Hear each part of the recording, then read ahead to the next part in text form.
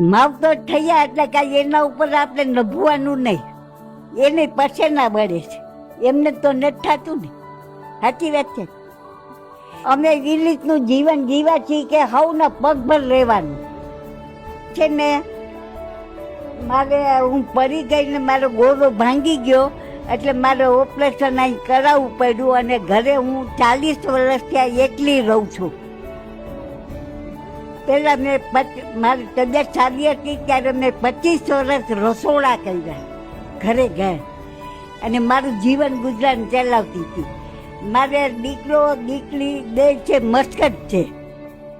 તો અત્યારે મારે અહીંયા આવવાનું કારણ એ મને અહીંયા તેડાવે છે, પણ મારે નથી જવું. કેમ નથી જાવ? મને અહીંયા હવે ક્યાંય ફાવે નહીં. મારી જિંદગી અહીંયા જ પૂરી કરવી છે. અહીંયા જિંદગી પૂરી કરીને કરીને જ જવું છે. પણ તમને મસ્કત બોલાવે છે તો તમારે ત્યાં કેમ નથી જાવ? મને ફોરેનનો મને મોહ જ નથી. એ લોકો બધો ખર્ચો મોકલતા, પણ છતાંય મેં મારા પગ ભર હું રહી છું. છોકરાઓને જિંદગી, છોકરાઓને પૈસા ઉપર હું નથી.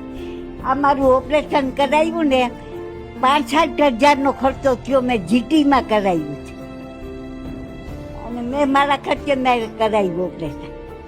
મારા દીકરાએ મોકલા, મારા જમાઈએ મોકલા હતા, પણ મેં પાછા મોકલી દીધું.